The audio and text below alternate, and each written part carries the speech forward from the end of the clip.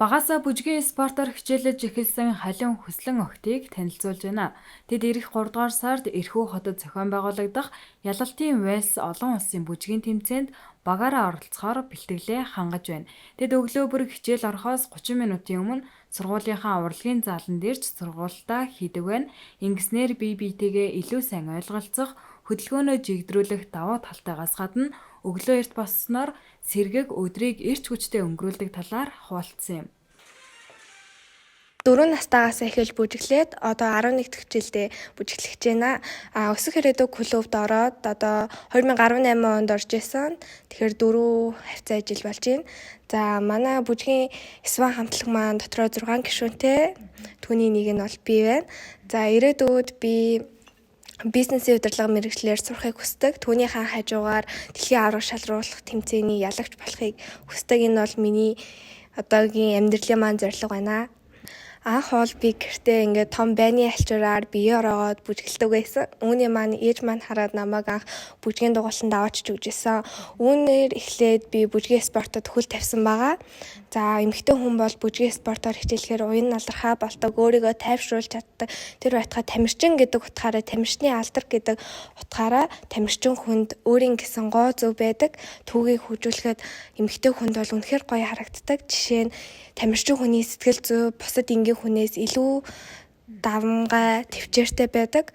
За тийм болохоор би энэ спортыг өдийгөөс өдийг хүртэл хаяхгүй хичээлсэн байгаа. Одоо ч гэсэн надад сурч чадаагүй зүйл байгаа. Анх эхлэхэд бол би хөлөө хаан тавихаа мэдгүй, хаашаа харахаа мэдгүй байдаг гэсэн. Хөгжмөө яаж сонсох уу?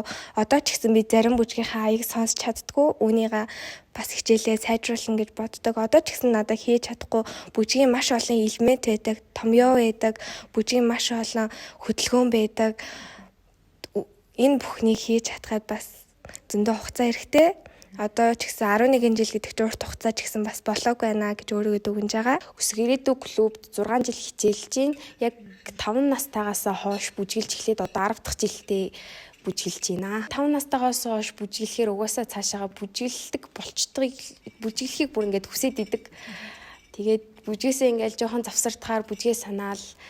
Тэгэл ерөнхийдөө нэг ингээд дасчдаг гэх юм уу. Өглөө ирж тусах юм бол тэгэл ер нь бүх юмыг амжуулцдаг. Орой өглөө эрт ирээд бэлтгэлээ хийчин, хичээлдээ суучин. Тэгэл оройн очиод хичээлээ хийгээл бэлтгэлээ хийгээл ерөнхийдөө тэгэл ингээл байждаг. Орой эрт тунд нь ер нь тэмцээнд явахынхаа өмнөх өдрүүдэд ингээд бэлтгэл хийдэг. Одоогоор Орос руу 3 сарын 27-нд нэг тэмцээнд явах гад тэгэл бэлтгэлээ хийж ин да. Бүжгийн спортоор хичээлснээр ер нь бол их тайвшруулыг мэдэрдэг. Бүжгийн спорт бол багийн спорт. Иймд тамирчин хүний хувьд хатуужил, тэвчээр, шаргуу байх шаардлагатайгаас гадна бие биетэйгээ ойлголцох, итгэлцэл чухал байдаг талаар ярьсан юм.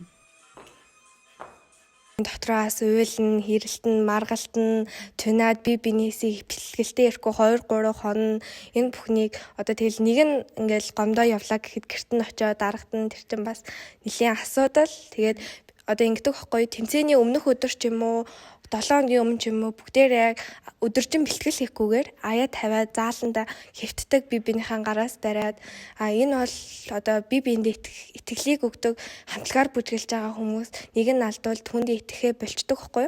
Тийм учраас бие биенийхэн гараас сатгаад бие биендээ итгэх хэрэгтэй.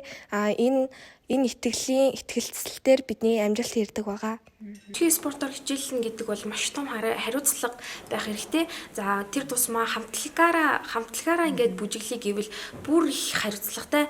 Одоо нэг хамтлагч нь ингээд тэмцээнд орохдоо бүр яг л нэг хүн шиг байх хэрэгтэй байдаг. Өмнө нэг тэмцээнд ороход манай хамтлагийн 2 гишүүн гарн солигдсныг ч мдээгүй, хувцсан өөр байгааг ч анзаараагүй бид тэмцээнд орогдоод тэмцээний хасагдсан гашуун туршлага байгаа. Тийм учраас бүжгийн спортоор хичээллээ гэвэл өөртөө маш том хариуцлагыг тавих хэрэгтэй.